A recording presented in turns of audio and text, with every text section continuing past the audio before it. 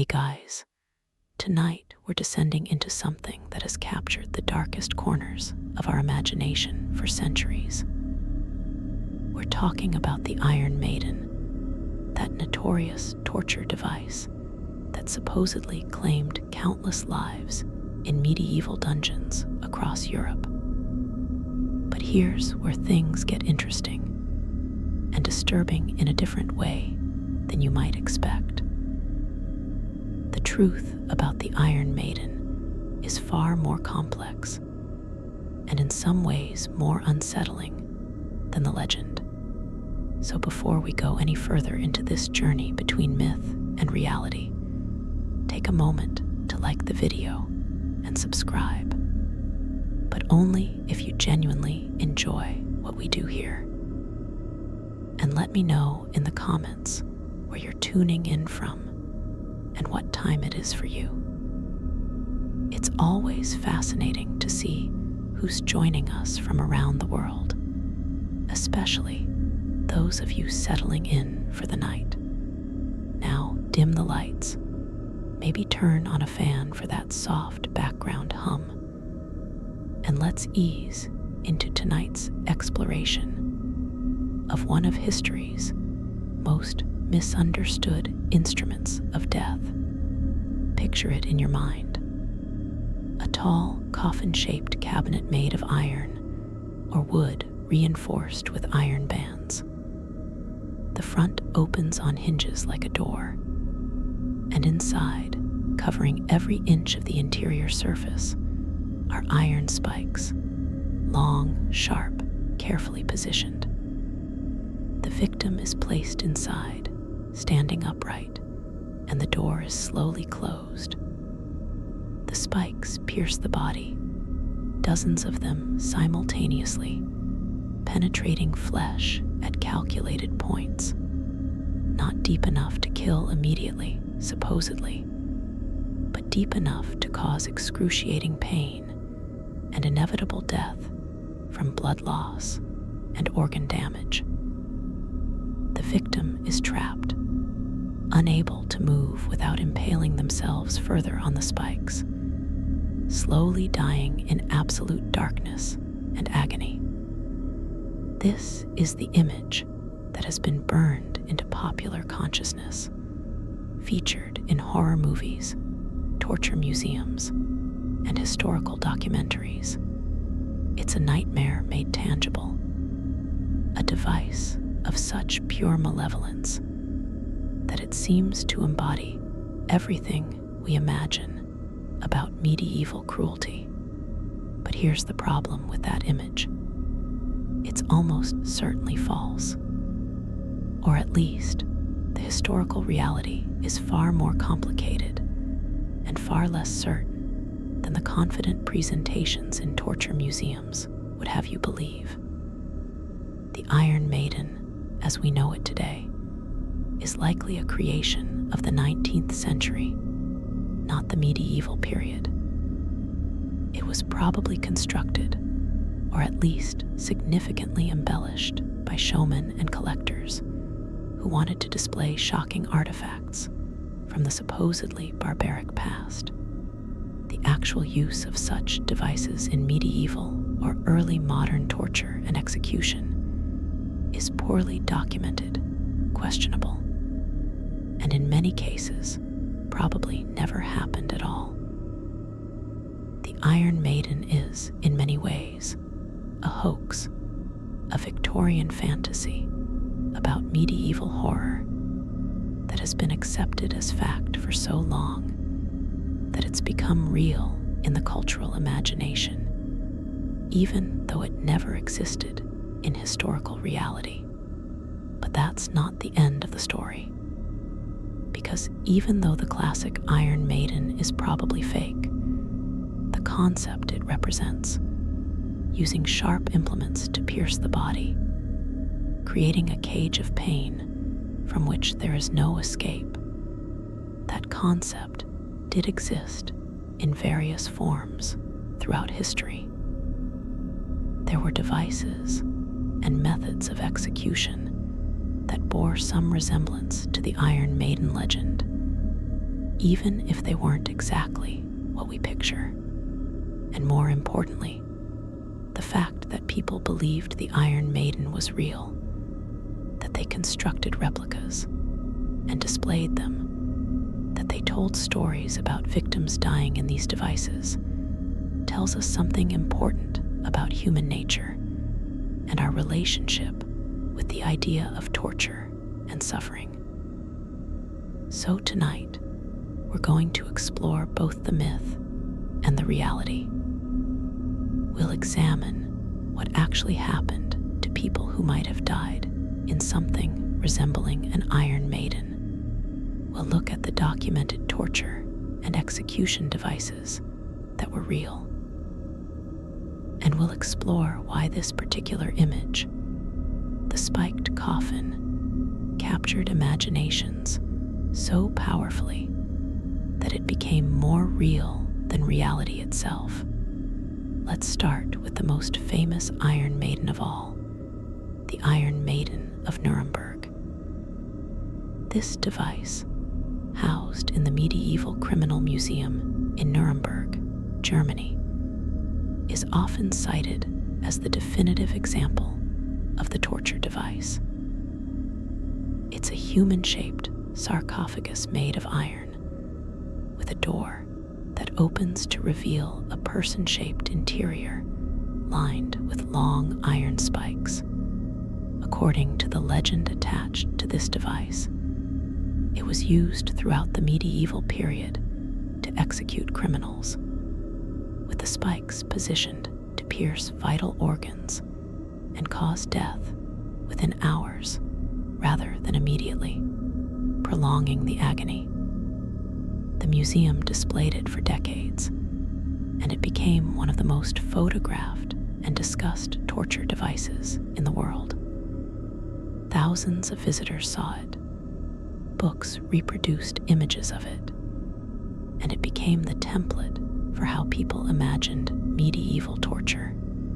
The problem is that the Nuremberg Iron Maiden was constructed sometime in the early 19th century, probably around 1802 or shortly thereafter. It was built from pieces of various medieval and Renaissance era artifacts, doors, hinges, spikes, assembled into a device that looked appropriately medieval, but that had never actually existed in that form. The museum presented it as authentic, and visitors believed them, and the myth was born. Eventually, historians and museum curators began to question the authenticity, and by the late 20th century, most serious scholars agreed that the Nuremberg Iron Maiden was a fake. But by then, the image had become so iconic, so deeply embedded in popular culture, that the truth couldn't dislodge the myth. Even today, many people believe the Iron Maiden was a common medieval torture device, despite the lack of reliable historical evidence. So if the Iron Maiden is fake, why are we talking about what it was like to die in one? Because the answer to that question tells us something important about the nature of torture, about human suffering, and about the stories we tell about pain and death. Even if the specific device is fabricated, the experience it represents, being slowly killed by puncture wounds, trapped in a confined space, unable to escape or fight back, that experience is real.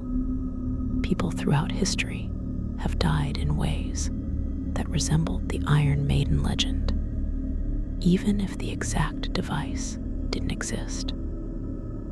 And the popularity of the Iron Maiden myth tells us that there's something about this particular form of death that resonates with deep fears and dark fascinations in the human psyche. So let's explore what it would actually be like, physically and psychologically, to die in the way the Iron Maiden legend describes. First, the physical experience of being impaled on multiple spikes simultaneously. The human body is surprisingly resilient in some ways and terrifyingly fragile in others. A spike piercing through flesh creates a very specific type of wound. It's a puncture wound, narrow and deep, and the damage depends entirely on what the spike pierces. If a spike goes through muscle tissue and misses major blood vessels and organs, the wound might be survivable with treatment, though extremely painful. But if a spike pierces a major artery, the femoral artery in the leg, the carotid artery in the neck, death from blood loss could come in minutes. If a spike penetrates the chest cavity and punctures a lung, the victim would experience collapsed lung, unable to breathe properly, drowning in their own blood. If a spike penetrates the abdomen and punctures the intestines, bacteria from the digestive system would leak into the abdominal cavity, causing peritonitis, an infection that is agonizing, and without modern medical treatment, usually fatal within days. According to the Iron Maiden legend, the spikes were supposedly positioned to avoid immediately fatal wounds, penetrating the body at points that would cause maximum pain and eventual death, but wouldn't kill instantly. The idea was to prolong suffering, to make the victim experience hours or even days of agony before finally dying. This is where the legend becomes questionable from a practical standpoint. Positioning spikes with that level of precision would be extremely difficult. The human body varies. People are different heights, different builds, and what might be a non-fatal spike placement for one person could be immediately lethal for another. And more importantly, there's no historical evidence that medieval torturers had the anatomical knowledge or the motivation to create such elaborate mechanisms. Most medieval executions were designed to be public spectacles that were either quick, like beheading, or obviously agonizing, like burning or breaking on the wheel. The Iron Maiden, as described, doesn't fit either category. It would hide the victim's suffering inside the device, making it a poor spectacle.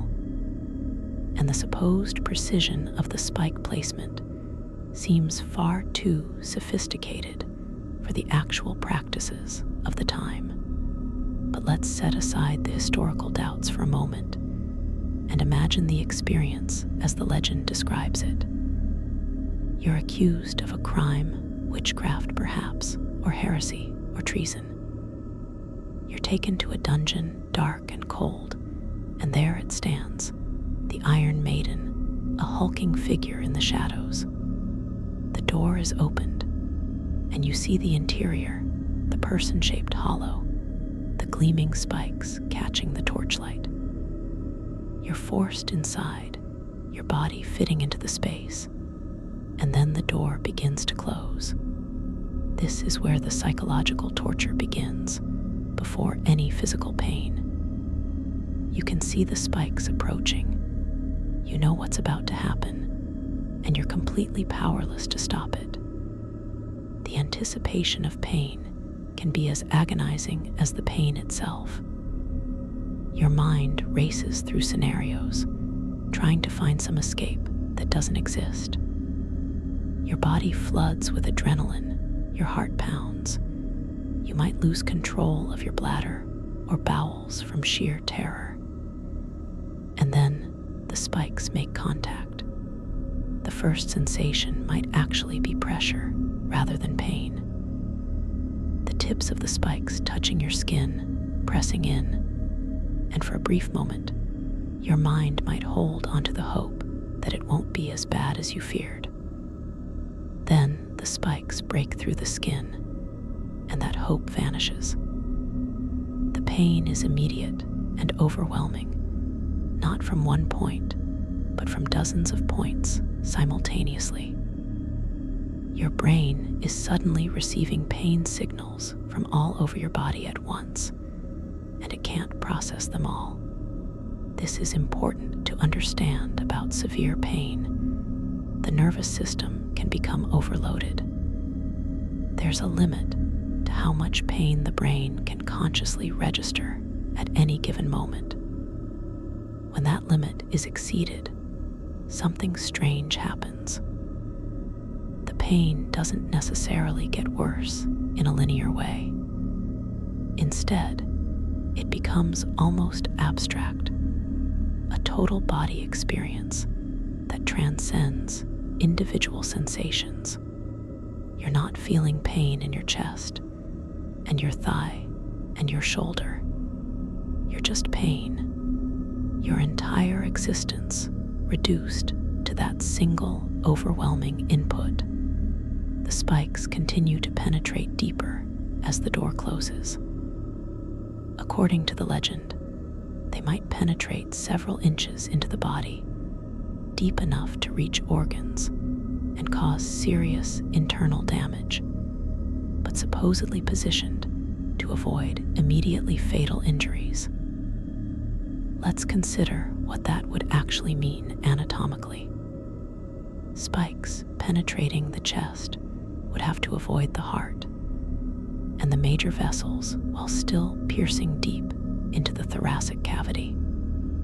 That's an incredibly narrow margin. A spike just a few centimeters off target would puncture the heart, causing rapid death from cardiac tamponade as blood fills the pericardial sac and prevents the heart from beating.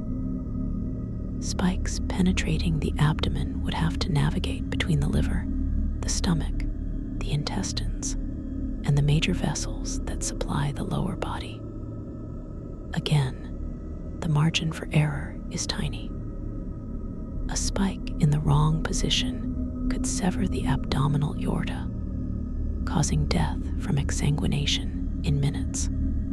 The idea that these spikes could be positioned with such precision in a device constructed centuries ago strains credibility. But again, let's follow the logic of the legend. Somehow, miraculously or diabolically, the spikes manage to pierce your body without hitting immediately fatal spots. You're impaled in dozens of places, the spikes holding you upright, pinning you in place. You can't move forward or backward without driving the spikes deeper or tearing your flesh on them. You're trapped, literally and completely. The door closes fully, and you're plunged into absolute darkness. The only sounds are your own ragged breathing, your whimpering or screaming, and the drip of your own blood falling to the floor of the device. This is where the psychological dimension of the torture becomes even more significant. You're not just experiencing pain, you're experiencing it in isolation and darkness, with no one to hear you, no possibility of comfort or rescue, no distraction from the agony. Time becomes meaningless. Minutes might feel like hours. You have no way to measure how long you've been trapped, no way to know how much longer this will continue. The blood loss would be significant, but according to the legend, not immediately fatal. Dozens of puncture wounds, each bleeding steadily, would slowly drain your blood volume. The human body contains about 5 to 6 liters of blood, and you can survive losing up to about 30 to 40% of that volume, though you'll be in hypovolemic shock. Beyond that threshold, death becomes inevitable without transfusion? How long would it take to bleed out from multiple puncture wounds? That depends on the size and depth of the wounds and what they've damaged. If the spikes are a few centimeters in diameter and have penetrated several inches into the body, you might lose a liter of blood in the first hour, another liter in the second hour, and so on. By the third or fourth hour, you'd be in severe shock, your blood pressure dangerously low, your organs beginning to fail from lack of oxygen. You'd feel cold, desperately cold, as your body shunted blood away from your extremities to try to keep your vital organs functioning. You'd feel weak, unable to support your own weight, even if the spikes weren't holding you up. Your vision would dim, not because it's dark, it already is, but because your retinas weren't getting enough oxygen. Your hearing would become distorted, sounds seeming to come from far away. The pain itself would evolve over time. The initial acute pain of penetration would gradually transition to a different kind of pain, a deep, throbbing ache from damaged tissues and organs. Nerve endings that were severed by the spikes would stop sending pain signals, creating weird dead zones in your perception, even as other areas continued to scream in agony. If any spikes had penetrated your intestines, you'd begin to feel the cramping, burning pain of peritonitis as digestive fluids and bacteria leaked into your abdominal cavity. This is one of the most agonizing ways to die, as anyone who has experienced even a mild case of peritonitis can attest.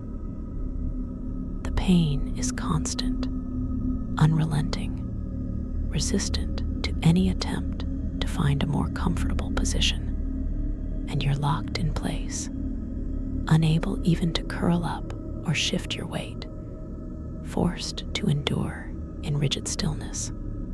If spikes had penetrated your lungs, you'd experience the terrifying sensation of not being able to breathe properly.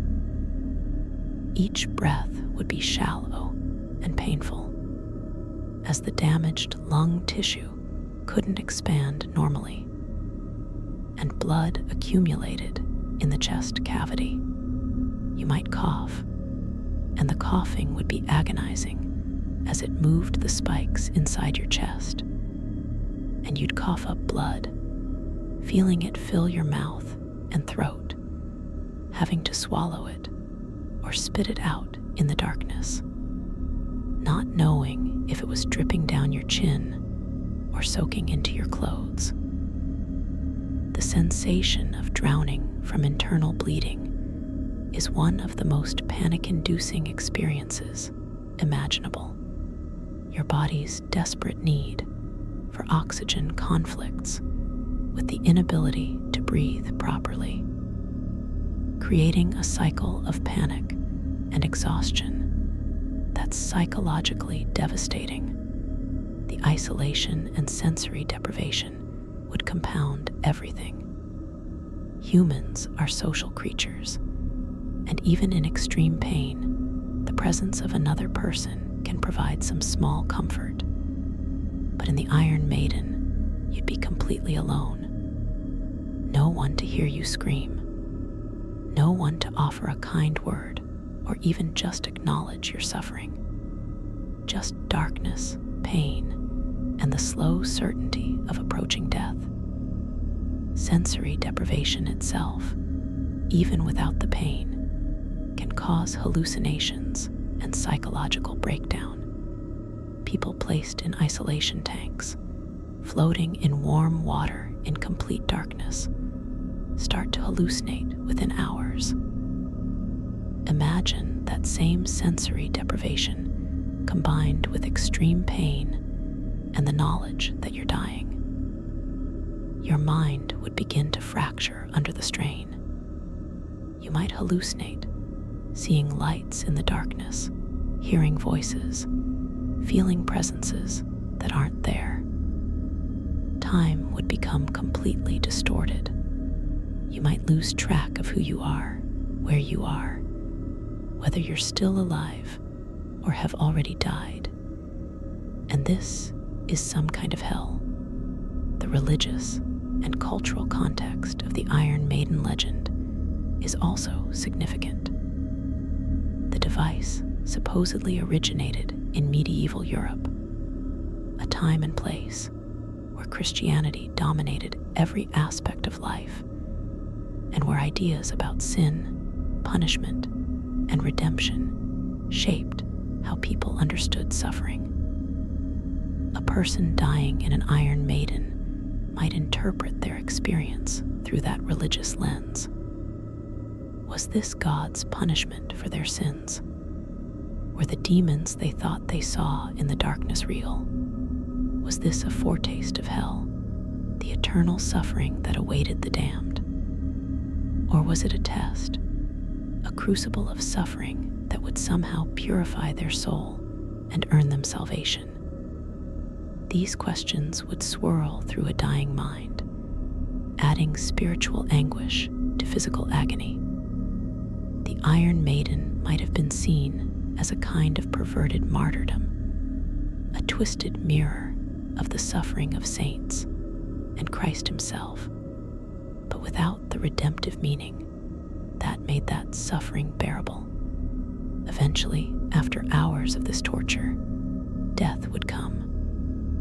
The most likely cause, given the nature of the injuries, would be hypovolemic shock from blood loss, or possibly septic shock if the puncture wounds had introduced enough bacteria into the bloodstream and abdominal cavity. In hypovolemic shock, the blood pressure drops so low that organs begin to fail. The brain, starved of oxygen, would begin to shut down, causing confusion, delirium, and eventually unconsciousness. The heart, weakened by lack of blood volume and oxygen, would beat irregularly and then stop. The last moments might bring a strange sense of peace as the brain released endorphins and other chemicals that can create euphoria even in dying. Survivors of near-death experiences often describe this, a feeling of floating, of warmth, of lights, of being outside their body, watching themselves. Whether this is a genuine spiritual experience, or simply the brain's last chemical gasp, is debated. But for the victim, it might provide a small mercy at the very end, a few moments of relief from the hours of agony that preceded it. But here's the thing about all of this. We've been describing a death that probably never happened, at least not in the way or the device that legend describes. The Iron Maiden, as a historical torture device, is almost certainly a myth. So why go through this exercise? Why imagine in such detail an experience that was likely never real? Because the exercise itself tells us something important. It reveals our fascination with suffering, our need to understand and categorize, and imagine the worst things that humans can do to each other. The fact that the Iron Maiden is fake, but feels real, that it has become embedded in our collective consciousness as a symbol of medieval cruelty, tells us that we need these symbols, these nightmares made tangible, to help us process the actual horrors of history that are often more banal and less dramatically satisfying than our myths. The real medieval tortures and executions were often less elaborate than the Iron Maiden, but no less agonizing. Breaking on the wheel, where the victim's limbs were smashed with iron bars, and their broken body was displayed on a wheel to die slowly from shock and exposure. Burning at the stake, where victims died from smoke inhalation if they were lucky, or from the slow roasting of their flesh if they weren't. Drawing and quartering, where victims were partially hanged, then cut down while still alive to have their entrails removed before being beheaded and dismembered. These were real, documented practices, and they were horrific. But they don't capture the imagination quite like the Iron Maiden does. Why? Perhaps because they're too graphic, too obviously cruel. The Iron Maiden has an element of dark sophistication, a sense that someone put thought and engineering into creating the perfect torture device. It appeals to our tendency to see the past as more dramatic and intentional than it probably was. The construction and display of fake Iron Maidens in the 19th and early 20th centuries was part of a broader phenomenon of manufacturing and displaying medieval torture devices for entertainment and profit. Museums of torture sprang up across Europe, filling their halls with devices that ranged from genuine historical artifacts to complete fabrications. Visitors paid admission to walk through and imagine the suffering of past victims, to feel a thrilling horror at the barbarity of their ancestors, and perhaps to feel smugly superior about living in more enlightened times. The irony, of course, is that the 19th century had its own horrors, colonial atrocities, industrial exploitation, the early stages of the total wars that would define the 20th century. But those contemporary horrors were easier to ignore when you could focus on the supposed barbarism of the medieval past. The torture museums that displayed Iron Maidens and similar devices were often run by entrepreneurs who understood that people were fascinated by pain and death, especially when it was safely distanced by time and geography. These museums presented their exhibits as authentic historical artifacts, often with lurid descriptions of how the devices were used and how many people had supposedly died in them.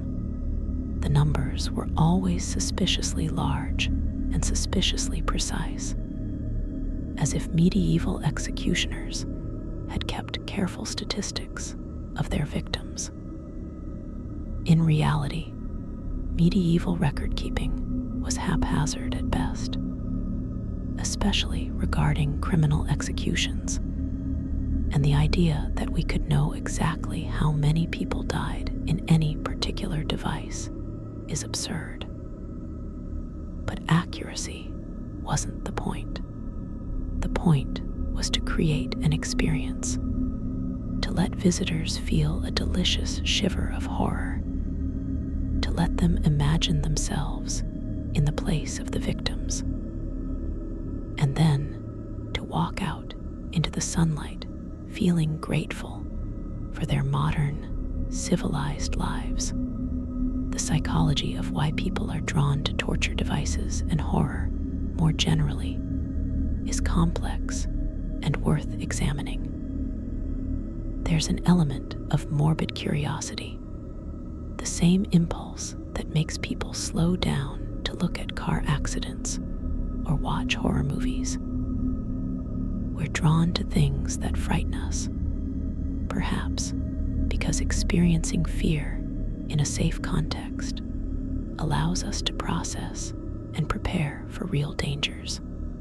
There's also an element of historical tourism, a desire to understand the past by confronting its darkest aspects. And there's undeniably an element of voyeurism, a fascination with suffering that we might not want to acknowledge, but that's deeply embedded in human nature. The popularity of torture museums suggests that this fascination is widespread and not limited to any particular type of person. Respectable families with children, tourists looking for something more interesting than art museums, historians, and academics, all found themselves drawn to these displays of human cruelty. But let's return to the physical and psychological experience of dying in something resembling an Iron Maiden, whether that device was real or imagined. One aspect we haven't fully explored is the variation in experience based on how the device was supposedly used. Some versions of the legend suggest that victims were left in the Iron Maiden until they died naturally from their wounds. Other versions suggest that the device was only used for short periods, that victims would be placed inside for hours or days, and then removed, either to confess to crimes or simply to prolong their suffering across multiple sessions. This latter version is actually more plausible from a torture perspective. If the goal is to extract information or confessions, you need to keep the victim alive and conscious, and you need to be able to stop the torture once they've given you what you want. Imagine being removed from the Iron Maiden after hours of torture, but before death. The spikes would have to be withdrawn from your body, and this would be excruciating in its own right. When an impaling object is removed from the body, it often causes more damage and bleeding than the initial penetration. The spike entering the body pushes tissue aside and may temporarily plug blood vessels.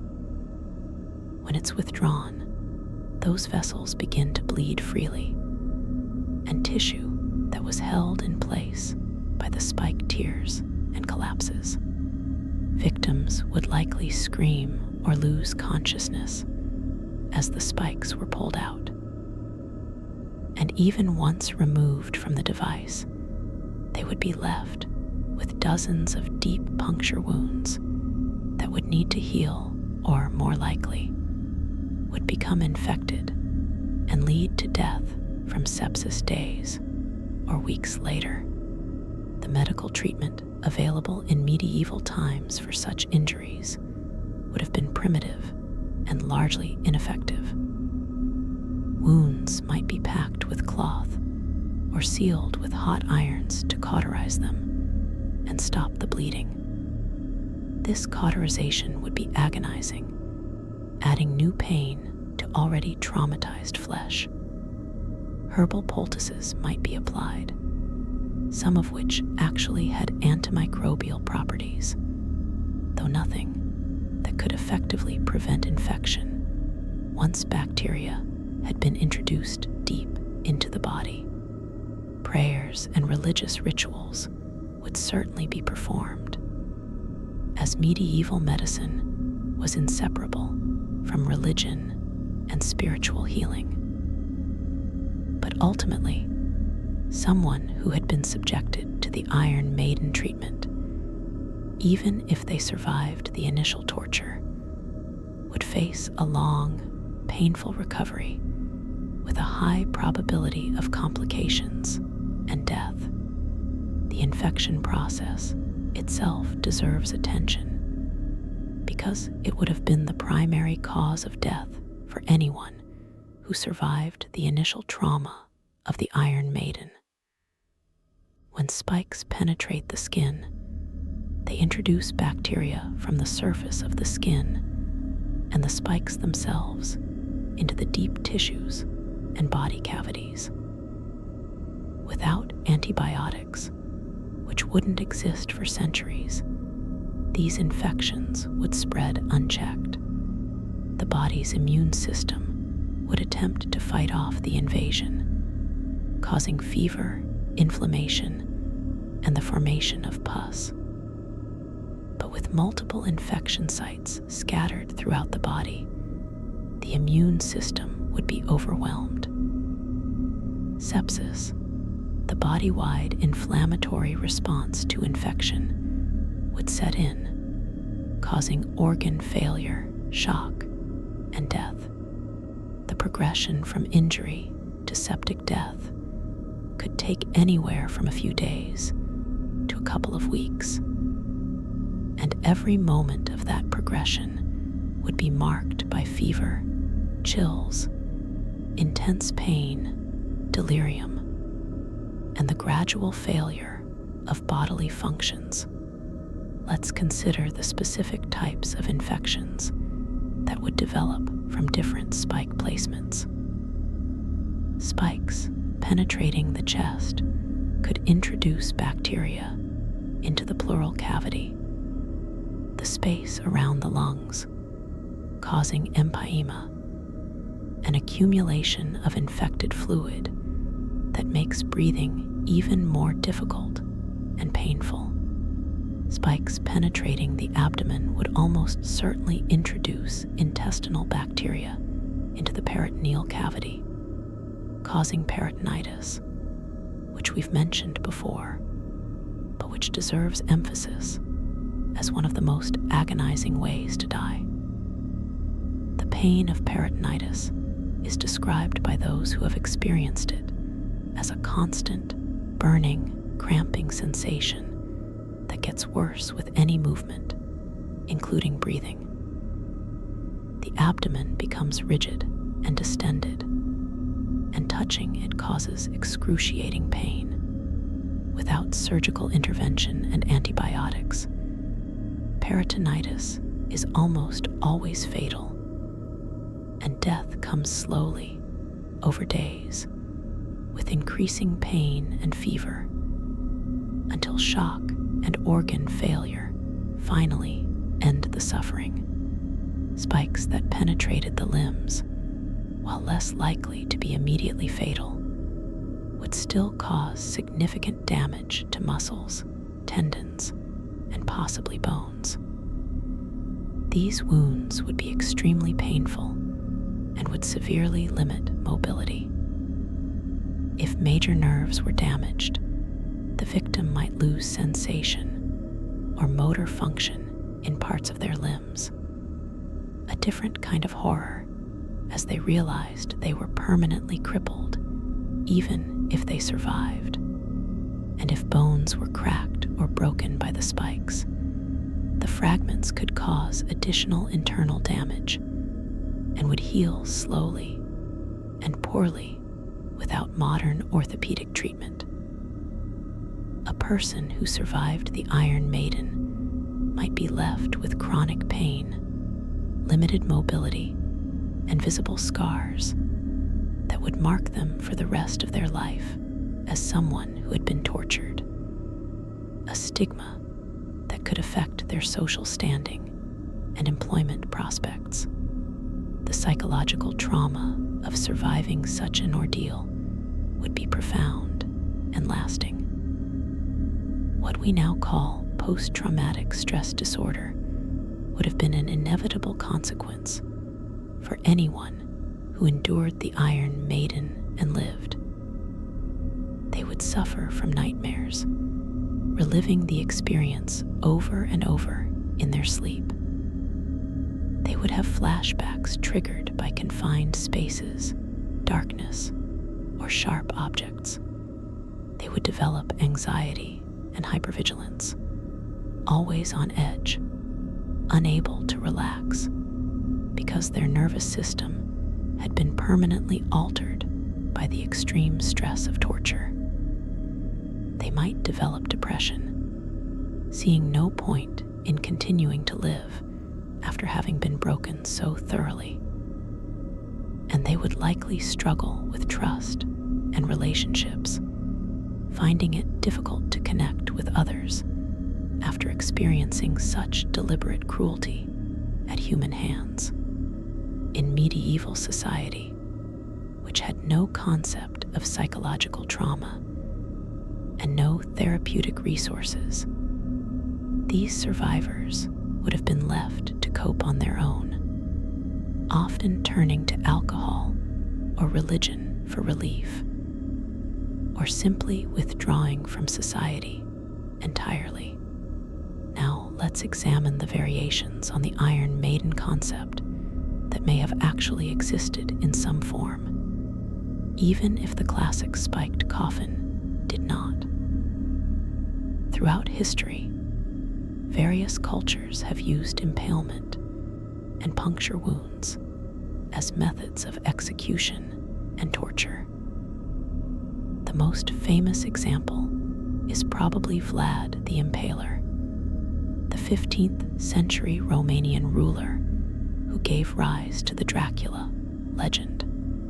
Vlad's preferred method of execution was to impale victims on wooden stakes, inserting the stake through the rectum or other body cavity and allowing gravity and the victim's own weight to slowly drive the stake through their body. This was not a quick death. The stake would take hours or even days to fully penetrate the body, emerging through the chest or shoulder, and victims would remain alive for much of this process, dying slowly from internal injuries, blood loss, and shock. Thousands of people were executed this way under Vlad's rule, and the forests of stakes with impaled bodies became his signature terror tactic. This form of impalement, while different from the Iron Maiden, shares the core concept of death by puncture wounds from stakes or spikes. And it was definitely real, documented in contemporary accounts and in Vlad's own records, which he kept with disturbing meticulousness. The experience of being impaled on a single large stake would have been different from the multiple smaller spikes of the Iron Maiden, but equally, or perhaps even more horrific. The initial penetration would be agonizing, and the knowledge that the stake was going to slowly work its way through your entire body over hours would be psychologically devastating. Victims impaled in this way often survived long enough to be displayed as warnings to others, hung on their stakes in public places where their prolonged dying would serve as both punishment and deterrent. Another device that bears some resemblance to the Iron Maiden concept is the barrel of nails, documented in various European and Asian cultures. This involved a barrel with nails driven through from the outside, creating an interior studded with nail points. The victim would be forced into the barrel and either sealed inside or rolled down a hill or along the ground. The rolling motion would cause the nails to puncture and tear the victim's flesh repeatedly. And the barrel would also serve as a form of sensory deprivation, trapping the victim in darkness with only pain and disorientation. This method combined the puncture wounds of the Iron Maiden legend with the added trauma of violent motion and the psychological horror of not knowing when or where the next injury would occur. The Spanish tickler, despite its deceptively mild name, was another device that inflicted multiple puncture wounds, though in a more surgical and deliberate manner than the Iron Maiden. This implement consisted of a long handle with a rake-like end featuring multiple sharp metal prongs. It was used to tear flesh from the body, often starting with the back, shoulders, and chest, and could strip flesh down to the bone if applied with enough force. While this wasn't a confinement device like the Iron Maiden, it shared the characteristic of creating multiple simultaneous puncture and tearing wounds, and the pain would have been comparable. The Spanish tickler was documented as being used during the Spanish Inquisition and in various other contexts throughout medieval and early modern Europe. The gibbet cage is another device that, while different in function from the Iron Maiden, shares some psychological elements. Criminals who had been executed were sometimes placed in iron cages that were suspended in public places, where their bodies would decay over weeks or months as a warning to others. Some variants of the gibbet cage had spikes or sharp interior elements that would have caused additional suffering if the person was placed in the cage while still alive, though this seems to have been rare. Most commonly, people were hanged, and then their corpses were gibbeted. However, there are some accounts of people being placed in gibbet cages alive and left to die from exposure, thirst, and starvation. In these cases, the cage served a similar psychological function to the Iron Maiden, confining the victim in a small space where they were visible to others, but unable to escape, experiencing a slow, agonizing death.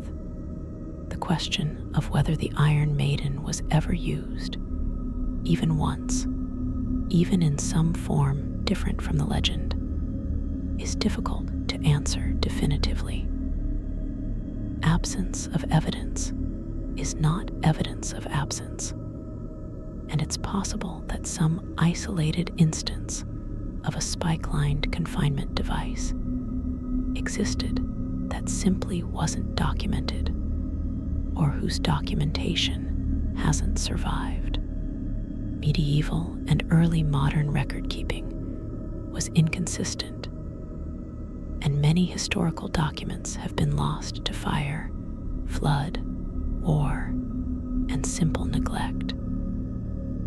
It's also possible that similar devices existed in non-European cultures that we simply don't know about because historical records from those cultures are less complete or less accessible to Western historians. But the weight of scholarly opinion is that the Iron Maiden, as popularly imagined, is a 19th century creation with no solid historical basis. What we can say with certainty is that the concept of the Iron Maiden resonated deeply with 19th and 20th century audiences, and that tells us something important about how those periods understood and related to the past. The Victorians and their successors were simultaneously fascinated by and repulsed by the supposed barbarism of medieval times. They wanted to believe that they had progressed beyond such cruelty, that their civilization was more advanced and humane, and yet they also wanted to consume stories and images of that cruelty, to immerse themselves in the horror of the past, perhaps, as a way of processing their anxiety about the horrors of their own time. The 19th century, after all, was a period of colonial violence, industrial exploitation, and increasingly mechanized warfare. The 20th century would bring total war, genocide, and atomic weapons. Perhaps the Iron Maiden served as a safe outlet for thinking about human capacity for cruelty, projecting it onto a distant, different past rather than confronting it in the present. The role of the Iron Maiden in popular culture has only grown over time. It appears in movies, television shows, video games, and literature as a shorthand for medieval torture and cruelty. Each depiction tends to embellish the legend further, adding new details or horrors. Some versions have the interior spikes coated with poison. Others have mechanisms that slowly close the device over hours, prolonging the penetration. Still others combine the Iron Maiden with other torture elements, like heating the metal exterior or flooding the interior with water. These creative elaborations move further and further from any historical reality, but they demonstrate the enduring power of the image. The Iron Maiden has become a kind of universal symbol for certain types of fear. The fear of being trapped, the fear of sharp things piercing the body, the fear of slow, inevitable death with no escape or rescue. In horror fiction and film, the Iron Maiden often appears as a test or a trap, a device that the protagonist must avoid or escape from. This usage plays on the device's symbolic associations, while also acknowledging, implicitly, that it's more mythological than historical. When a horror movie includes an Iron Maiden, audiences don't necessarily believe that this was a real medieval torture device, but they accept it as part of the horror vocabulary, like vampires or ghosts, something that exists in the realm of dark fantasy rather than strict historical fact. This transition from supposed history to acknowledged fiction is actually healthy in some ways. It allows us to engage with the imagery and symbolism without perpetuating historical misinformation. But there's also something lost in that transition. When we treat the Iron Maiden purely as fiction, we risk losing sight of the very real tortures and executions that did occur in medieval times, the ones that were documented and verified, but that don't have the same dark glamour as the spiked coffin. Breaking on the wheel, for example, was a real and relatively common form of execution in medieval and early modern Europe. The victim would be tied to a large wooden wheel, and an executioner would use an iron bar to systematically break their bones, usually starting with the limbs and working inward. The broken limbs would then be woven through the spokes of the wheel, and the wheel would be mounted on a pole and displayed in a public place.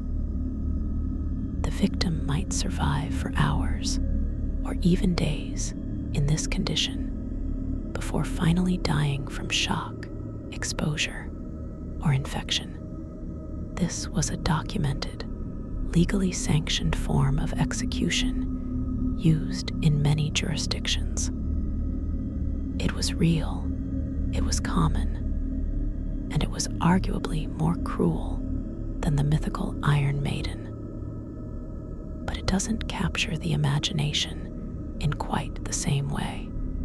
Similarly, burning at the stake was a real and frequently used method of execution, particularly for those accused of heresy or witchcraft. The experience of burning to death is almost impossible to imagine in its full horror.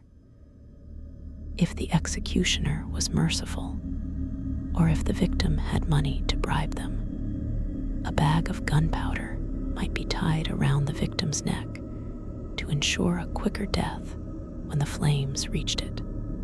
If no such mercy was granted, death from burning could take many minutes, with the victim conscious for much of it, feeling their skin blister and char, inhaling smoke and superheated air that would sear their lungs, experiencing pain that would make the Iron Maiden seem almost merciful by comparison. Thousands of people died this way, in public spectacles attended by crowds of onlookers. This was real. This happened. But the Iron Maiden gets the movies and the museum exhibits. The reason for this disparity might be that burning and breaking, while certainly horrific, lack the element of Gothic machinery that makes the Iron Maiden so visually and conceptually striking. The Iron Maiden represents human ingenuity turned to cruel purposes, a device that someone designed and built with the specific goal of causing suffering. There's something about that deliberate engineering of pain that fascinates us more than the relatively simple brutality of fire or blunt force. It suggests a level of cold calculation, a systematic approach to cruelty that feels more disturbing because it's more intentional.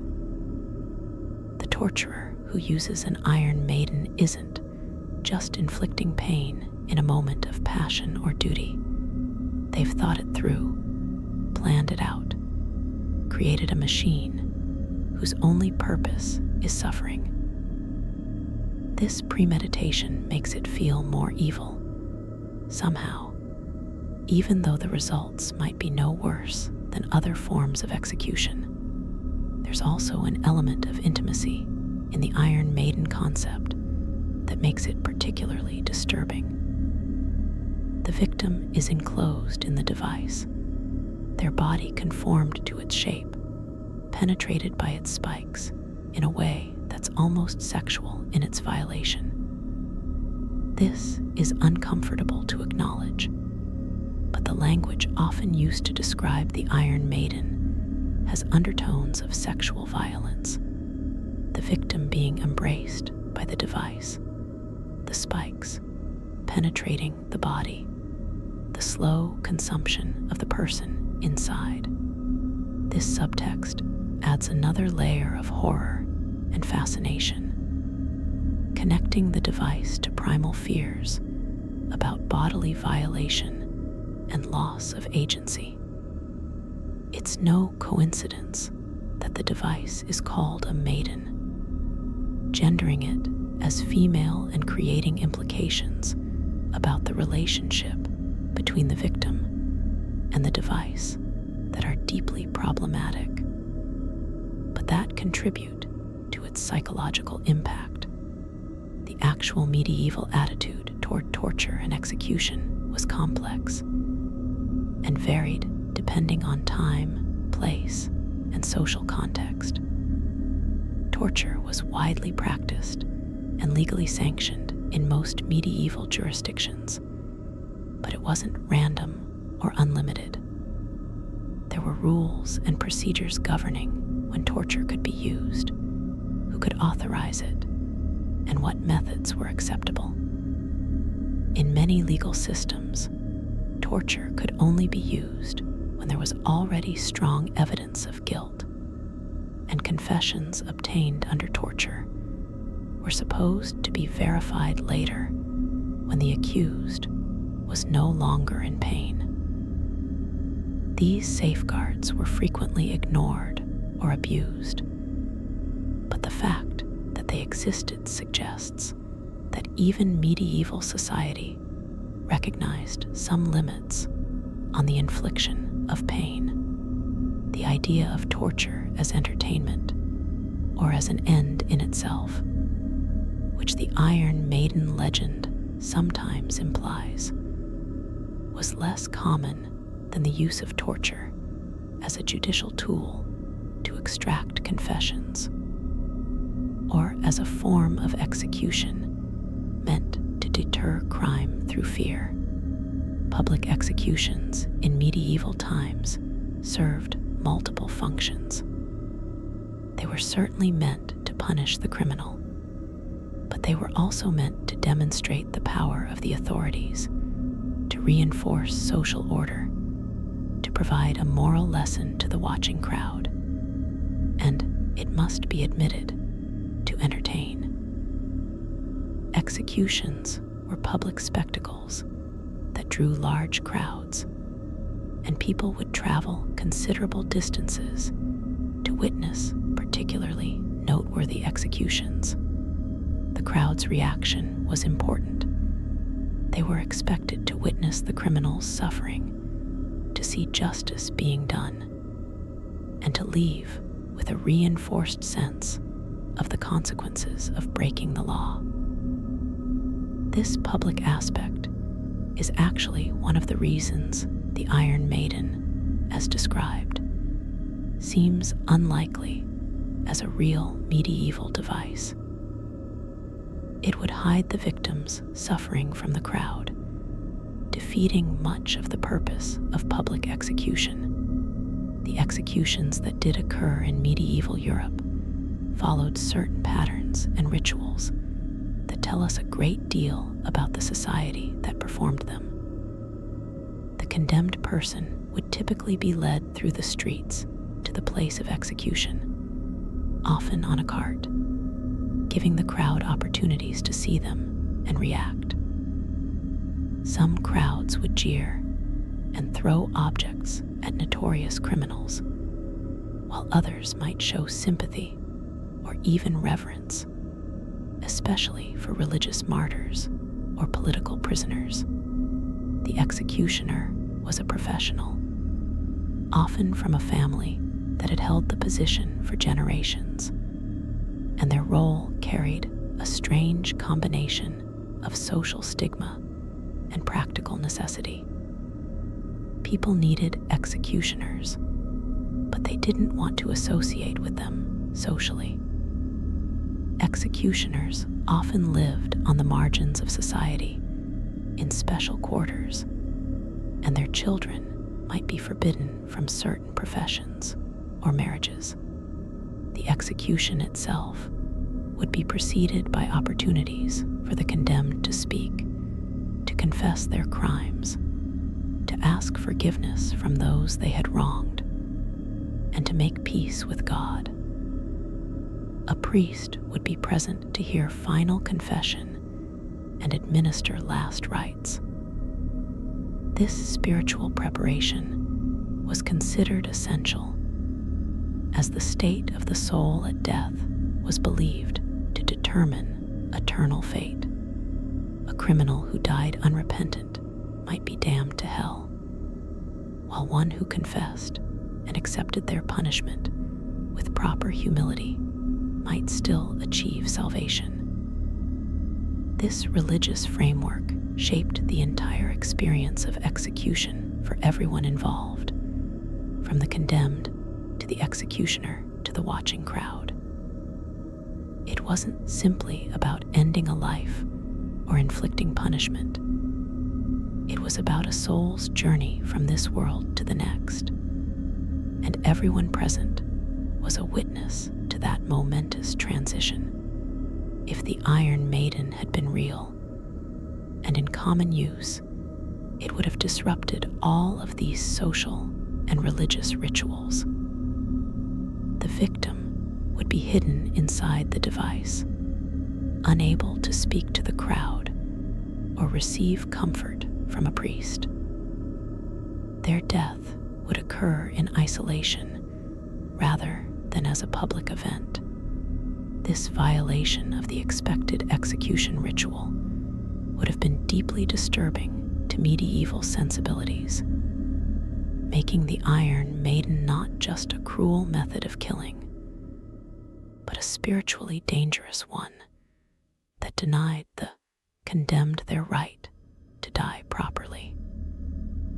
This cultural and religious context provides yet another reason to doubt the historical authenticity of the device. Medieval society had very specific ideas about how executions should be conducted, and the Iron Maiden, as described, doesn't fit those expectations. Let's consider another angle on the Iron Maiden legend: the question of who supposedly invented it and why. Various stories attribute the device to different historical figures or periods, but none of these attributions hold up under scrutiny. Some versions claim it was invented during the Spanish Inquisition as part of that institution's repertoire of torture devices. But the Inquisition's actual torture methods are well documented, and the Iron Maiden doesn't appear in those records. The Inquisition used strapado, a pulley system that dislocated shoulders, the rack, which stretched the body, water torture, a precursor to waterboarding, and various other techniques. These methods were chosen because they were effective at causing pain without immediately killing the victim, allowing interrogations to continue. The Iron Maiden, which would cause extensive internal injuries and make further questioning impossible, wouldn't have fit the Inquisition's practical needs. Other versions of the legend attribute the Iron Maiden to various German states during the medieval or Renaissance periods, pointing to the Nuremberg Iron Maiden as evidence. But as we've discussed, that particular device was constructed in the 19th century, and earlier German legal and execution records don't mention anything like it. The Holy Roman Empire, which encompassed much of German-speaking Europe during the medieval and early modern periods, did have standardized codes of criminal law that specified what tortures and execution methods were legal. These codes, such as the Carolina Criminal Code of 1532, listed approved methods in detail. The Iron Maiden isn't among them. If such a dramatic and distinctive device had been in use, it almost certainly would have been mentioned somewhere in the extensive legal literature of the period. Some versions of the Iron Maiden story try to push its origins back even further, suggesting it might have been used in ancient times by Romans or other classical civilizations. But again, the archaeological and textual evidence doesn't support this. The Romans were certainly capable of great cruelty in their punishments and executions, crucifixion being the most famous example, but they tended toward methods that were public and visible. The brazen bull, sometimes mentioned as a precursor to the Iron Maiden, was supposedly a hollow bronze bull in which victims were roasted alive, their screams emerging from the bull's mouth to sound like bellowing. But even this device is of questionable historicity, known primarily from later Greek writings that may have been exaggerating or inventing atrocities to make a rhetorical point. The pattern is consistent. The more we look for solid historical evidence of the Iron Maiden or similar devices, the less we find. What we do find instead is a consistent pattern of torture and execution devices being invented or embellished in later periods, often centuries after they supposedly existed, and then being presented as historical fact. This phenomenon isn't unique to the Iron Maiden. The rack, which did exist and was used in England and other places, has been dramatically exaggerated in popular imagination, with depictions showing victims being stretched until their limbs tear off, something that the actual device wasn't designed to do, and that would defeat its purpose as an interrogation tool. The thumbscrew, another real device, gets described in some accounts as crushing thumbs to pulp, when the actual historical devices were designed to cause intense pain while avoiding permanent damage that would prevent the victim from signing confessions.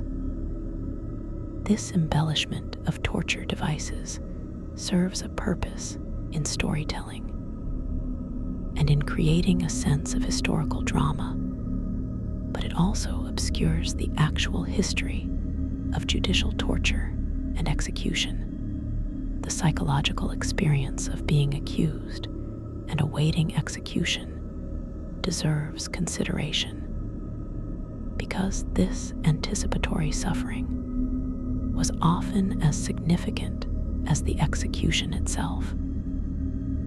In medieval legal systems, there might be weeks or months between arrest and execution, especially for serious crimes that required investigation and trial. The accused would be held in prison, often in terrible conditions, crowded cells, inadequate food, no sanitation, disease, not knowing exactly when they would be executed or what method would be used. This uncertainty is a form of psychological torture in itself. Modern psychological research has shown that uncertain threats are more distressing than certain ones, because the mind can't prepare or adapt. It remains in a constant state of high anxiety. For someone who believed they might be executed in an Iron Maiden, the anticipation would be horrific. They would have time to imagine the experience in excruciating detail, to visualize the spikes, to anticipate the pain. They might have nightmares about it, waking in their cell in a panic, only to realize that the real thing was still to come. This psychological torment could break a person's spirit even before the actual execution, leaving them a shell by the time they were finally taken to face their death. And if the execution was then carried out by some other method, the relief might be mixed with a strange sense of anticlimax, as if all that fear and anticipation had been for nothing. But of course, it wasn't for nothing. The psychological suffering was real.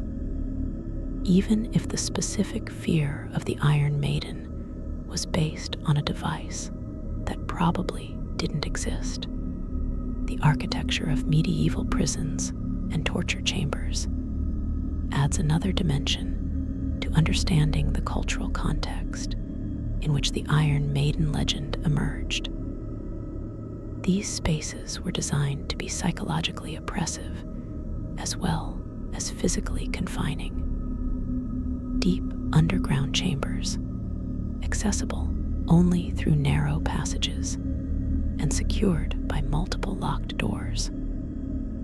Damp stone walls that constantly wept moisture. Minimal light, often just what filtered down from grates high above.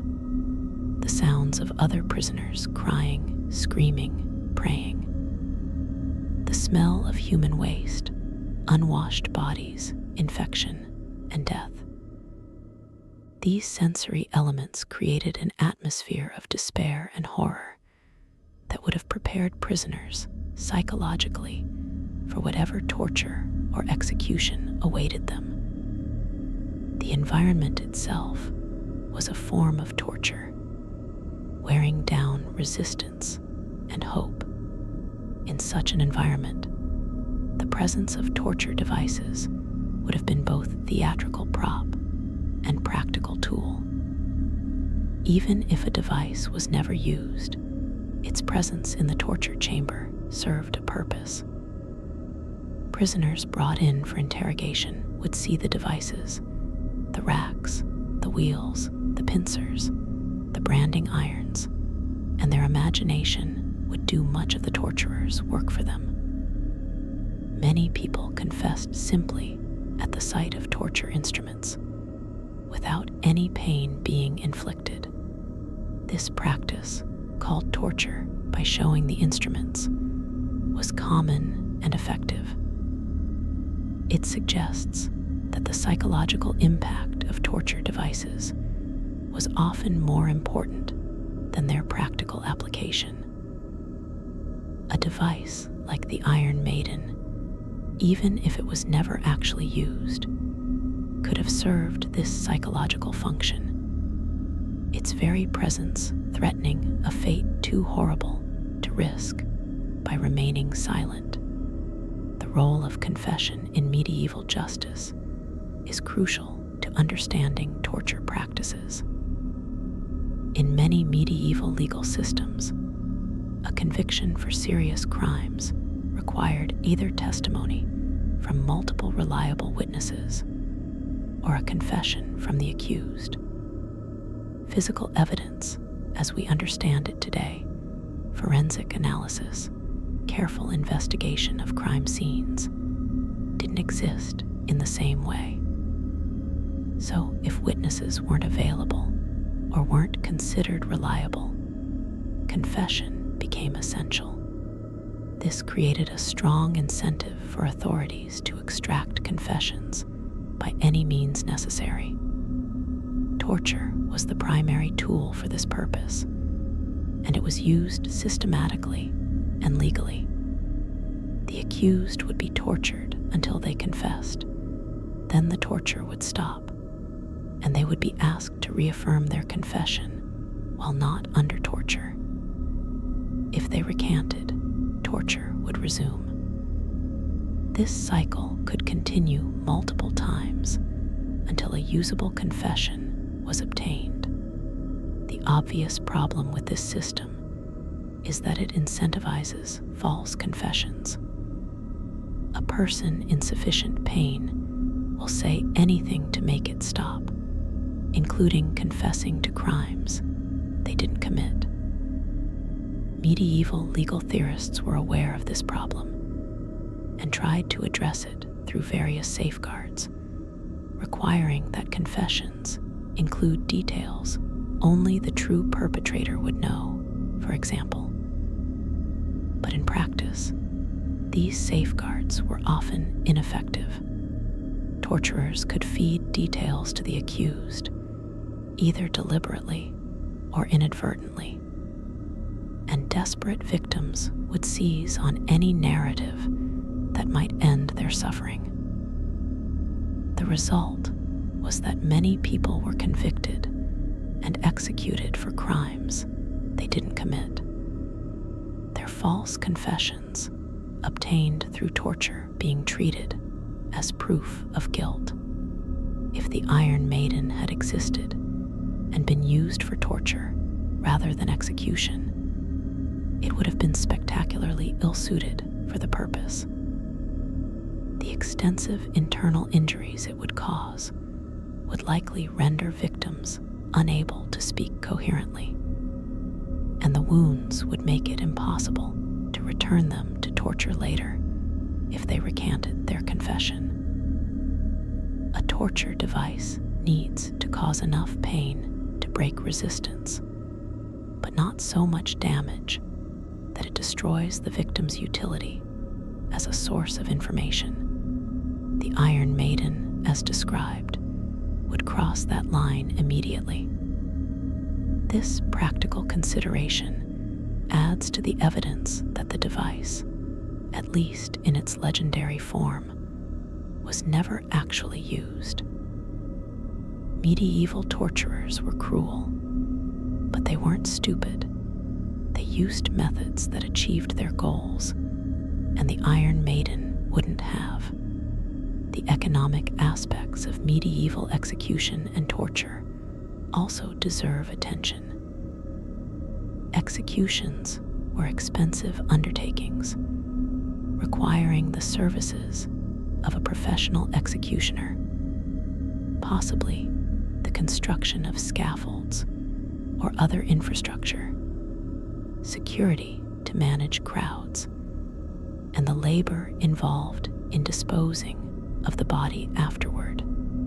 Simpler execution methods, like hanging, were therefore preferred for common criminals, while more elaborate methods were reserved for particularly heinous crimes, or for cases where the authorities wanted to make a public example. This economic reality also counts against the Iron Maiden, a complex iron device that would have been expensive to construct and maintain, would have been used only for the most significant cases. And yet, there's no documentary evidence of such use. The disposal of bodies after execution follows interesting patterns that tell us about medieval attitudes toward death and criminality. Executed criminals were often denied burial in consecrated ground, instead being buried in crossroads at the gallows site or in unmarked graves. This denial of proper burial was part of the punishment, extending beyond death itself. The criminal would not rest with the righteous. Their grave would be unmarked and forgotten, and their soul would be in peril. For a society that believed deeply in the afterlife and the importance of proper burial rites, this was a serious matter. Family members of executed criminals might try to retrieve the body for proper burial, sometimes bribing executioners or stealing bodies from execution sites. This created its own set of problems for authorities, who might display executed bodies in cages or gibbets to prevent their removal, or might dispose of bodies in ways that made recovery impossible. If someone had been executed in an Iron Maiden, the state of their body would have posed particular challenges for disposal. Multiple puncture wounds throughout the body would have made traditional burial preparation difficult. The corpse would be leaking blood and other fluids from numerous holes. Moving it would be complicated by the damage to internal structures that might cause the body to partially collapse or deform, and there would be clear evidence of the cause of death, making it impossible to hide what had happened. This visibility might be desirable if the goal was to deter crime, but it could also be problematic if the execution was controversial, or if there were concerns about public reaction. These practical considerations provide another angle on why the Iron Maiden, as a secret torture device used in dungeons, doesn't make much historical sense. Let's return to the experiential question. What would it actually feel like to die in an Iron Maiden? Setting aside the question of whether the device really existed, we've talked about the physical sensations, the pain, the blood loss, the organ damage. We we've discussed the psychological dimensions, the fear, the isolation, the despair. But there's another level of experience worth exploring: the phenomenological question of what consciousness itself is like under such extreme conditions. Modern neuroscience and trauma research give us some insights into how the brain responds to overwhelming pain and mortal danger. When the brain is flooded with pain signals beyond its ability to process normally, several things can happen. One is dissociation, a psychological defense mechanism where consciousness seems to detach from the body. People who have experienced extreme trauma often describe feeling like they're watching themselves from outside their body, observing the events as if they're happening to someone else. This dissociation can be protective, creating psychological distance from unbearable experience. But it can also be disturbing in its own right, creating a sense of unreality and disconnection from one's own body and identity. Someone dying in an Iron Maiden might dissociate, experiencing their own death as if it were happening to a stranger, feeling a bizarre detachment from the broken body trapped in the spiked coffin. Another neurological response to extreme stress is time distortion. Under conditions of intense fear and pain, the brain's perception of time can dramatically slow down, with seconds feeling like minutes or hours. This is thought to be an evolutionary adaptation, allowing more detailed processing of dangerous situations to increase chances of survival. But when survival isn't possible, this time dilation becomes a curse, making the suffering last subjectively longer than the objective clock time. Minutes of dying in an Iron Maiden might feel like hours or days to the person experiencing it, their brains stretching out each agonizing moment to impossible lengths. This would be a particularly cruel dimension of the torture, turning an already prolonged death into something that feels subjectively eternal. The brain also responds to mortal danger by releasing massive amounts of various neurochemicals: adrenaline, cortisol, endorphins, and others. These chemicals serve various functions, preparing the body for fight or flight, suppressing pain to allow continued action despite injury, focusing attention on immediate threats. But in a situation like the Iron Maiden, where fight and flight are both impossible, these neurochemical responses can create paradoxical effects. The adrenaline might make the victim hyper-alert, forcing them to remain intensely aware of their suffering, rather than allowing unconsciousness to provide escape.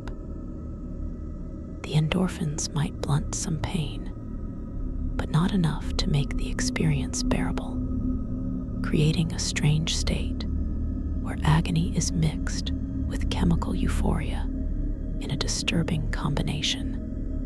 In the final stages of dying from blood loss and shock, as we've mentioned before, many people experience a sense of peace or even transcendence.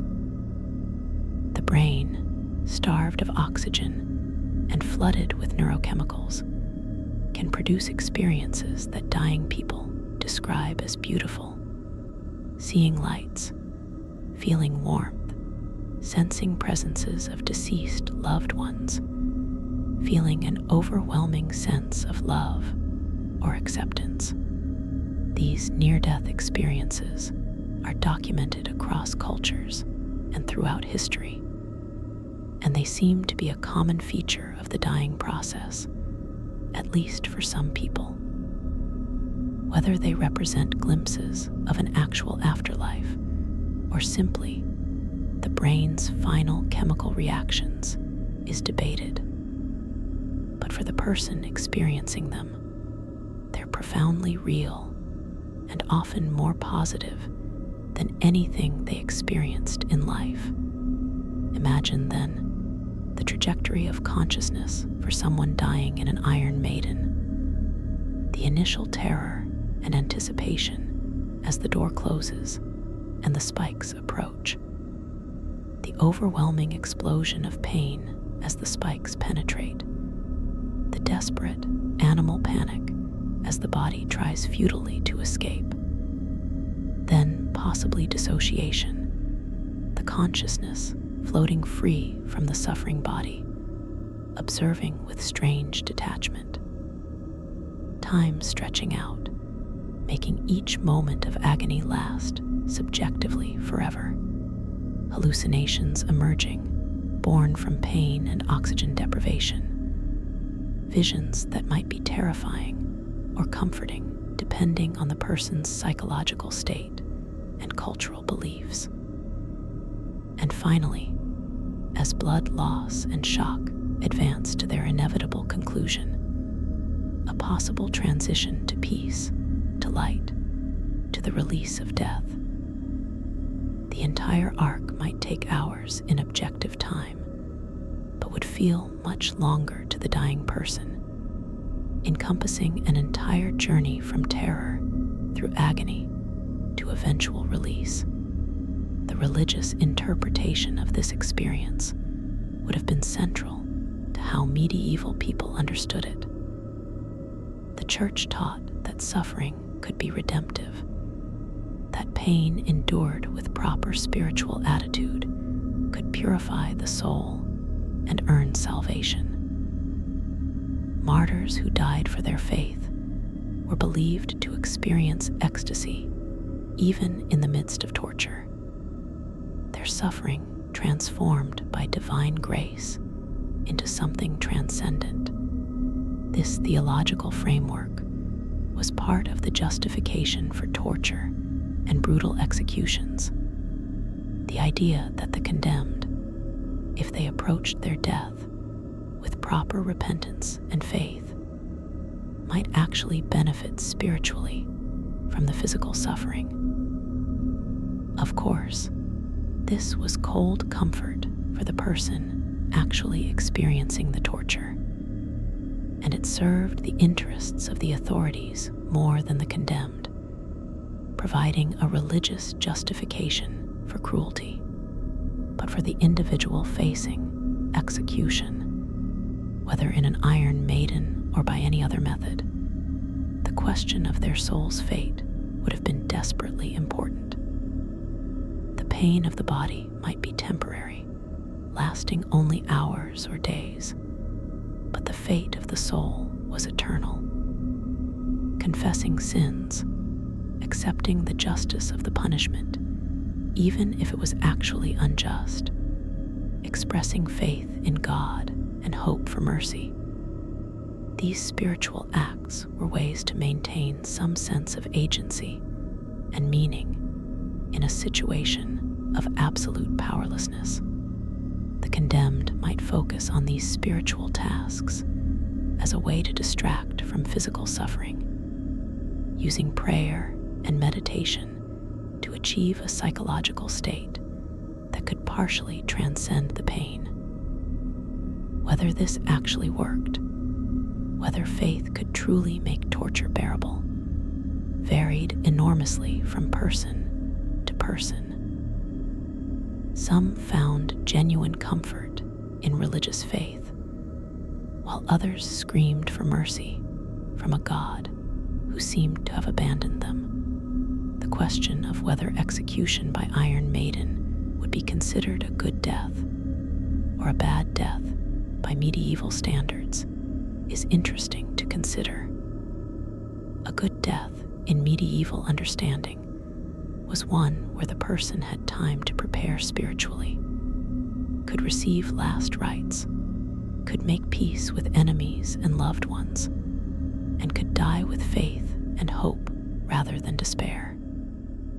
A bad death was sudden, unprepared, or in a state of sin, or involved dying alone without spiritual comfort. Execution generally allowed for spiritual preparation, which was better than dying suddenly from accident or murder.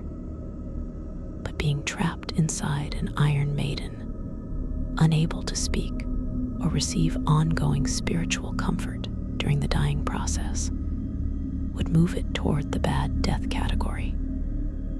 The isolation and darkness would be spiritually as well as physically oppressive, cutting the dying person off from human contact and making the death feel more like damnation than redemption. The art and literature of the medieval and early modern periods provide another lens for understanding the Iron Maiden legend.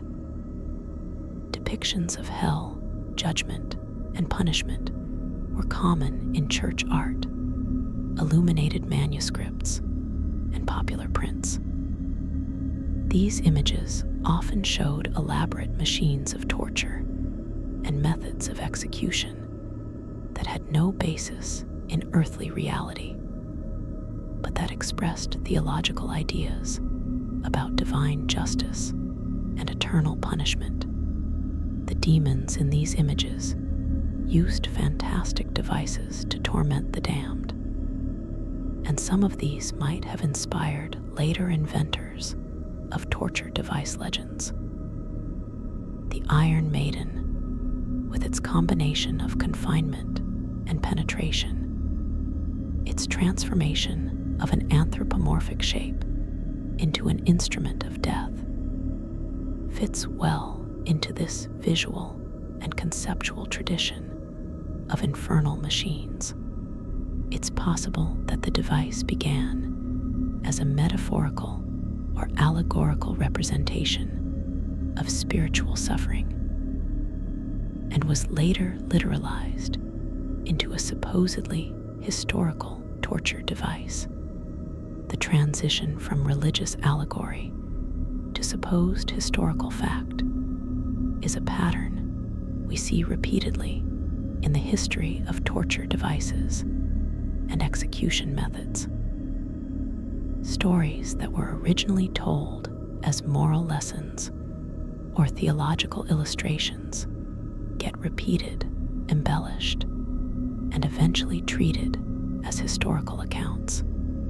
The Iron Maiden may have followed this trajectory, beginning as a symbolic representation of spiritual imprisonment and suffering, appearing in sermons or religious texts as a metaphor for sin's consequences, and gradually being transformed into a concrete object that people believed had actually existed and been used. This process of legendary accretion is common in historical transmission, where each retelling adds details, removes context, and moves the story further from its origins, until something that began as fiction becomes accepted as fact. The 19th century fascination with medievalism played a crucial role in solidifying the Iron Maiden legend. The Romantic movement in art and literature idealized the medieval period as a time of chivalry, noble deeds, and dramatic contrasts between good and evil. But this idealization had a dark mirror, a fascination with medieval cruelty and barbarism that allowed 19th century people to feel superior to their ancestors, while simultaneously indulging in vicarious thrills. Gothic literature thrived on images of dungeons, torture, and persecution. Historical novels set in medieval times often featured torture scenes described in loving detail. And entrepreneurs realized that there was money to be made in displaying supposed instruments of medieval torture to a paying public eager to experience delicious horror. The construction of the Nuremberg Iron Maiden and similar devices in other museums wasn't a deliberate fraud in the modern sense, though it certainly involved deception. The people who built these devices may have genuinely believed or convinced themselves that they were recreating historical artifacts based on fragmentary evidence and legend. They were meeting a public demand for tangible connections to the medieval past. And if that past needed to be enhanced or fabricated to meet expectations, well, that was simply good showmanship. The line between historical recreation and outright fabrication was blurry in an era before modern archaeological and historiographical standards. Museums routinely displayed objects whose provenance was questionable or manufactured, and audiences were less skeptical than modern viewers might be. The survival of the Iron Maiden legend into the present day, even after it's been thoroughly debunked by historians, demonstrates the power of compelling imagery over mere facts. The image of the spiked coffin is too vivid, too perfectly encapsulates certain fears and fascinations to be easily dislodged by scholarly corrections. It appears in video games where players must avoid or escape from Iron Maidens. It shows up in horror movies as a set piece or a method of killing. It's referenced in music, most famously by the British heavy metal band that took the device's name. Each of these cultural appearances reinforces the legend, introduces it to new generations, and makes it feel real regardless of historical truth. The Iron Maiden has achieved a kind of mythological status where its cultural reality is more important than its historical reality. This raises interesting questions about the nature of historical truth and cultural memory. If enough people believe something happened, if it becomes embedded in the collective imagination, does it matter whether it actually happened? In one sense, obviously yes, historical accuracy matters, and we should correct misinformation when we can. But in another sense, the cultural impact of the Iron Maiden legend is real regardless of the device's authenticity. It has shaped how people think about medieval torture, about human cruelty, about the nature of suffering. It has inspired art, literature, and thought. The psychological and philosophical questions it raises about pain, confinement, and mortality are valid, even if the specific device is fictional. So perhaps the right approach is neither to defend the legend as historical truth, nor to dismiss it entirely as meaningless fiction, but rather to engage with it as mythology, as a story that tells us important things about human nature, even though it didn't happen exactly as described. Let's consider the cross-cultural dimensions of torture and execution devices. The Iron Maiden, as a European legend, has parallels in other culture stories about ingenious and cruel execution methods. In ancient China, various forms of lingchai, often translated as death by 1,000 cuts involved precisely executed knife cuts that would slowly kill the victim over hours or days. Whether this was actually practiced as elaborately as legend suggests is debated among historians, but the concept served similar cultural functions to the Iron Maiden legend, representing the ultimate in deliberate, systematic cruelty. In Japan, certain execution methods involved bamboo shoots that would slowly grow through a victim's body. Though again, the historical reality of such practices is questionable. The pattern repeats across cultures. Stories of elaborate execution, devices that probably exaggerate or fabricate historical reality, but that capture something true about human capacity for cruelty and about the fears those capacities inspire. The psychology of the torturer and executioner is another dimension worth exploring. What kind of person could operate an Iron Maiden, assuming it existed? What would it take psychologically to lock another human being in a spiked coffin and listen to their screams? Research on perpetrators of violence and torture suggests several factors that enable such behavior. Dehumanization of the victim is crucial.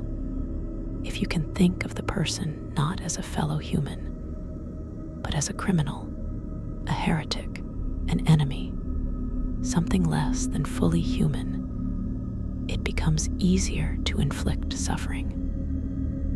Obedience to authority plays a role. When someone in power orders you to torture and assures you it's necessary and legal, many people will comply, even if they're uncomfortable doing so. Ideological justification is important.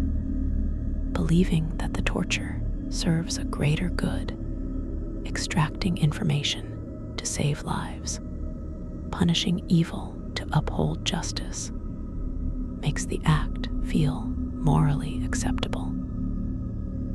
And desensitization through repeated exposure means that what's horrifying the first time becomes routine after you've done it dozens of times. Medieval executioners and torturers would have had all of these psychological supports. The victims were legally condemned criminals, officially dehumanized by the justice system. The torturer was following orders from legitimate authorities. The ideology of the time held that torture and harsh punishment were necessary for maintaining social order and deterring crime. And for professionals who did this work regularly, the horror would fade into routine.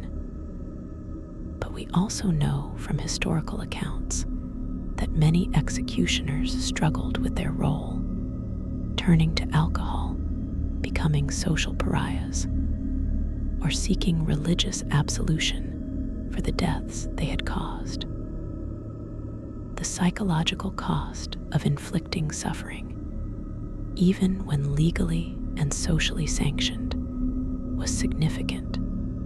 An executioner operating an Iron Maiden, if such had existed, would have faced the particular burden of operating a device specifically designed for cruelty, a machine that turned execution into an industrial process rather than a human act. The industrial metaphor is worth pursuing. The Iron Maiden, as a machine of death, prefigures in some ways the mechanization of killing that would reach its ultimate expression in the 20th century. The gas chambers of the Holocaust, the electric chair lethal injection, These modern execution methods share with the Iron Maiden the idea of using technology to create a process of killing that's supposedly more efficient or humane than direct human violence. But in each case, the machine creates its own horrors. The gas chamber's slow suffocation, the electric chairs burning, the botched lethal injections that leave victims conscious and in pain for extended periods. The attempt to make death mechanical and systematic, whether through the Iron Maiden or modern methods, may actually make it more rather than less disturbing, turning a human act into something cold and impersonal that feels more wrong precisely because of its calculated nature. The victims of the Iron Maiden in legend were supposedly criminals of various sorts: thieves, murderers, heretics, traitors, witches. But medieval justice, as we've discussed, was far from perfect, and many people were convicted and executed for crimes they didn't commit, or for actions that we wouldn't consider crimes today. A woman accused of witchcraft might be executed for being a midwife who knew too much about herbs and healing. A man accused of heresy might die for questioning church doctrine, or simply for being educated and independent-minded. A person accused of treason might be guilty only of being on the wrong side of a political dispute. The cruelty of execution methods, like the legendary Iron Maiden, is compounded by the injustice of many of the convictions that led to execution. Innocents suffering in torture devices adds another layer of horror to the history, or in this case, the mythology of judicial torture. The gender dimension of torture and execution deserves attention as well. Women accused of certain crimes, particularly witchcraft, were subjected to specific forms of torture and execution that reflected gendered ideas about female bodies and female wickedness.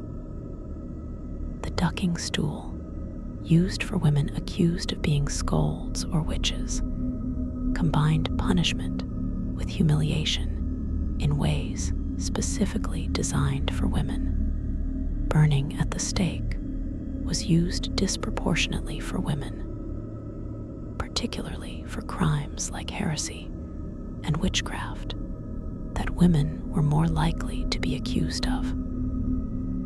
The Iron Maiden, being an anthropomorphic device that encloses and penetrates the body, has particular gendered implications. The name itself, Maiden, suggests a female victim, and the experience of being enclosed and penetrated by the device has sexual overtones that would have added psychological dimensions to the physical torture, particularly for female victims, but also for male victims whose masculinity would be violated by being placed in a device named for a woman. Witch trials and witch executions represent a particularly dark chapter in European history, and the Iron Maiden legend has sometimes been associated with these persecutions. Thousands of people, mostly women, but also men and children, were accused of witchcraft and executed throughout Europe from the 15th to the 18th centuries. The methods of execution varied, but burning was most common, sometimes preceded by torture to extract confessions. If the Iron Maiden had been real, it would likely have been used in witch trials, and indeed, some versions of the legend claim this. The image of a woman accused of witchcraft being sealed in the spiked coffin, her supposed supernatural powers, unable to save her from human cruelty, fits into the broader narrative of the witch trials as a campaign of terror against women who didn't conform to social expectations. The end of judicial torture in Europe came gradually, with different countries abolishing the practice at different times, mostly in the 18th and 19th centuries. The Enlightenment brought new ideas about human rights, proportional punishment, and the unreliability of confessions obtained under torture. Reformers like Cesare Beccaria argued eloquently against torture and for more humane justice systems. Gradually, laws were changed, and officially sanctioned torture was eliminated from most European legal systems by the mid-19th century. This was the same period when the Iron Maiden was supposedly being discovered or reconstructed in museums. There's a certain irony there. As torture was being abolished in practice, it was being memorialized and dramatized in museum displays, allowing people to look back at the supposed barbarism of their ancestors, while ignoring or minimizing the ongoing cruelties of their own time, including colonial violence, industrial exploitation, and harsh prison conditions. The persistence of torture in the modern world, despite its official abolition in most legal systems, demonstrates that the impulses that drove medieval torture haven't disappeared. Police torture to extract confessions, torture of political prisoners, torture as a tool of war and counterinsurgency. All of these continue in various parts of the world. The methods have changed, fewer medieval devices, more psychological techniques, stress positions, sleep deprivation, sensory manipulation, waterboarding, but the underlying logic remains the same. Torture is used to extract information, to punish, to intimidate, and to exert power over those who are helpless. The Iron Maiden, whether real or mythical, stands as a symbol of this human capacity for systematized cruelty, a reminder that the past isn't as distant as we might like to believe. The physical scars of torture are visible and undeniable, but the psychological scars are often deeper and longer lasting. Survivors of torture, whether from historical periods or modern conflicts, commonly suffer from post-traumatic stress disorder, depression, anxiety, and a host of other psychological problems.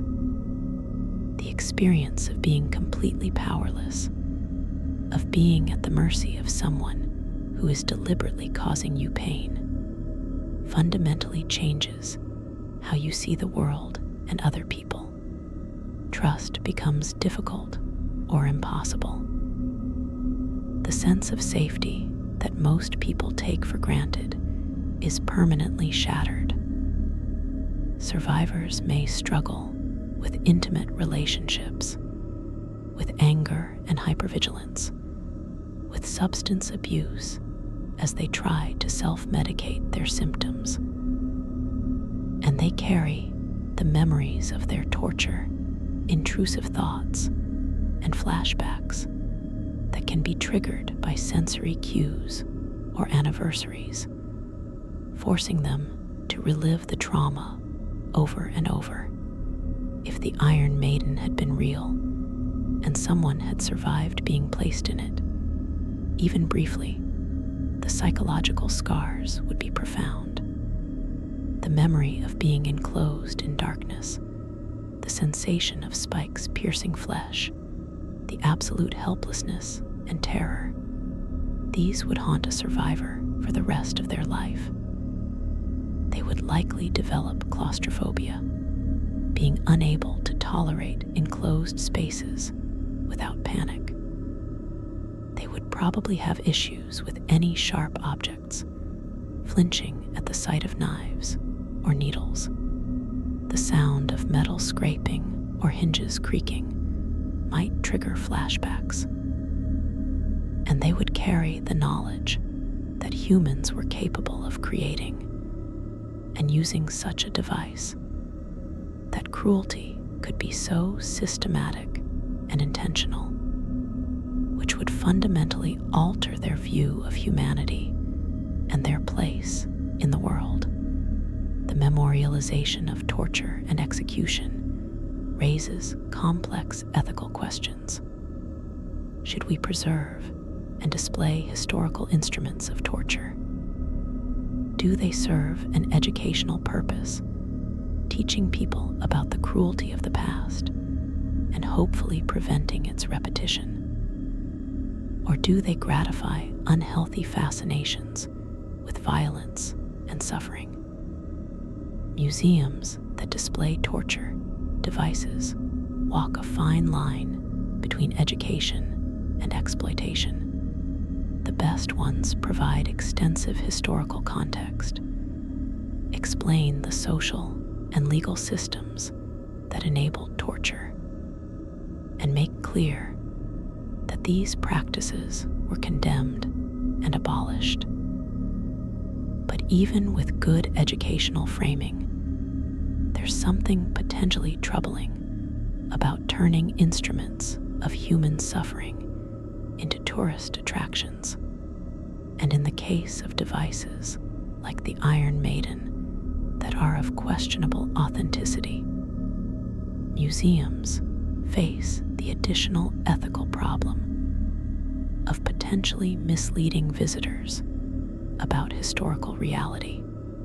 Some museums have responded to these concerns by removing torture devices from display, or by adding extensive disclaimers about their authenticity and context. The Nuremberg Iron Maiden, for example, is now displayed with clear information that it was constructed in the 19th century rather than being a genuine medieval artifact. Other museums have created more nuanced exhibitions that explore the mythology of torture devices alongside the historical reality, helping visitors understand both what actually happened and why legends like the Iron Maiden have such cultural staying power. This approach treats the devices as cultural artifacts rather than strictly historical ones, acknowledging their role in shaping how we think about the past, even when they don't accurately represent that past. The Iron Maiden has also become a symbol in various subcultures and movements. Heavy metal music, with its affinity for dark imagery and rebellion against social norms, embraced the Iron Maiden as both band name and visual motif. The device appears in album art, stage designs, and lyrics, serving as a symbol of resistance, of embracing what society finds frightening or distasteful, of confronting mortality and pain head-on rather than turning away.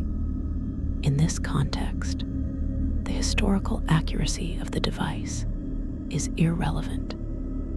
It's being used symbolically as a representation of concepts and attitudes rather than as a historical reference.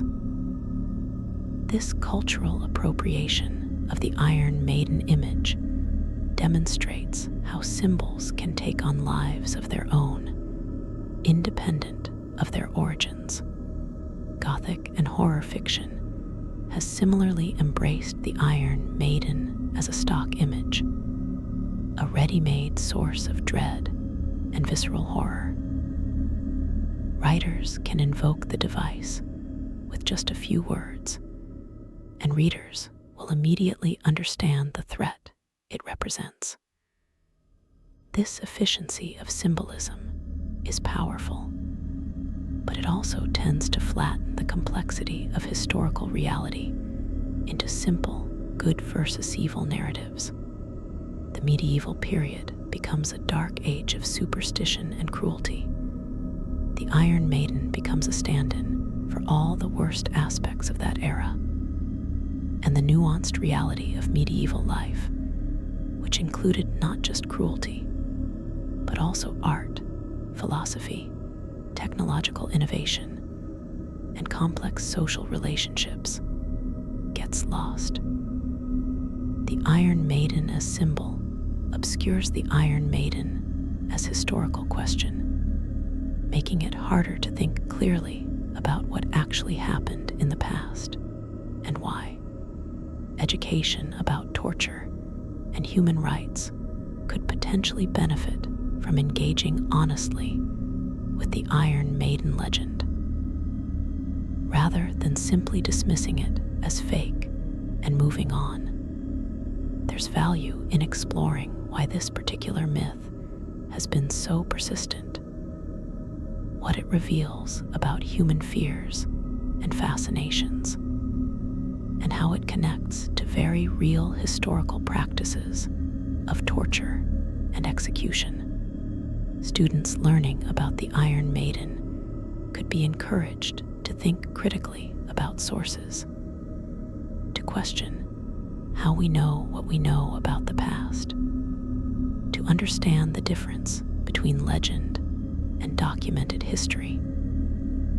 They could also be prompted to think about why torture mythology emerges, what purposes these stories serve, and how our own era's atrocities might be mythologized by future generations. This kind of critical engagement turns the Iron Maiden from a simple horror story into a complex teaching tool. The experience of researchers and historians who work with torture devices and execution history is itself worth considering. These scholars spend years studying the darkest aspects of human behavior, reading accounts of torture, examining instruments designed to cause suffering, analyzing the legal and social systems that enabled such cruelty. This work is important and necessary for understanding history and for ensuring that past atrocities aren't forgotten or repeated, but it takes a psychological toll. Researchers report experiencing vicarious trauma, having nightmares about the material they study, struggling to maintain emotional distance from the suffering they document. They develop coping mechanisms, maintaining scholarly detachment, focusing on the analytical rather than emotional aspects of their work, taking breaks to study lighter topics. But the weight of this knowledge is real and lasting. For researchers working specifically on the Iron Maiden, there's an additional layer of complexity. Studying something that probably didn't exist, trying to trace the origins of a legend, dealing with the frustration of sources that are unreliable or fabricated. It's detective work as much as historical research, trying to figure out when and how the legend emerged, who created the physical devices displayed in museums, what their motivations were, and how the myth spread and evolved. This kind of research requires both skepticism and creativity, the ability to doubt sources, while also imagining possible historical scenarios that might explain the available evidence. and it requires thick skin because debunking cherished legends often meets resistance from people who want to believe in the dramatic horror of the Iron Maiden rather than the more mundane reality of how it was invented in the 19th century. The philosophical questions raised by the Iron Maiden legend extend beyond history into ethics and metaphysics. What does it mean to imagine suffering in such detail? Is there value in contemplating hypothetical tortures? Or does doing so somehow participate in the cruelty, even if only mentally? When we vividly picture someone dying in an Iron Maiden, are we engaging in a thought experiment that helps us understand pain and mortality? Or are we indulging in a form of mental sadism? These aren't easy questions, and different philosophical and religious traditions would answer them differently. Some would argue that contemplating suffering, whether real or imagined, cultivates compassion and ethical awareness. Others would suggest that dwelling on torture and cruelty, even in imagination, damages the soul and should be avoided. There's probably truth in both positions. The Iron Maiden also raises questions about the nature of death and dying. Is there a good way to die? Would a quick, unexpected death be preferable to a slow death that allows time for preparation and farewells? Medieval people had complex views on this, as we've discussed, valuing the opportunity for spiritual preparation, even if it meant enduring physical suffering. Modern people tend to prioritize minimizing pain and maintaining dignity, often preferring quick deaths to lingering ones. But individuals vary enormously in their preferences and in how they cope with the approach of death. Some people facing terminal illness choose to fight until the very end, accepting any amount of medical intervention and suffering in exchange for a few more days of life. Others choose to stop treatment and accept death on their own terms, prioritizing quality over quantity of remaining life. These choices reflect deep values about meaning, suffering, and what makes life worth living. In the context of execution, whether by Iron Maiden or any other method, the question of a good death becomes even more fraught because death is being imposed by others rather than arriving naturally. The condemned person has no choice about whether they will die, only possibly some choice about how they face that death. Will they maintain dignity and composure, or will they break down in fear and pain? Will they use the time to make peace with themselves and whatever higher power they believe in, or will they rage against the injustice? Will they find some meaning in their suffering, or will it be purely negative experience with no redemptive quality? These questions would have occupied the mind of anyone facing execution, including anyone who believed they might be killed in an Iron Maiden, and the answers would have shaped their experience of dying as much as the physical method of execution. The counterfactual question is intriguing. If the Iron Maiden had never been invented, even as a myth, would something else have taken its place in our cultural imagination? Probably yes. The human need for symbols of ultimate suffering, for images that embody our deepest fears about pain and death, seems universal. Every culture has its nightmare scenarios, It's worst-case images of how one might die. The Iron Maiden serves this function in Western culture, particularly in the popular understanding of the medieval period. But if it didn't exist, we would have found or created something else to fill that role.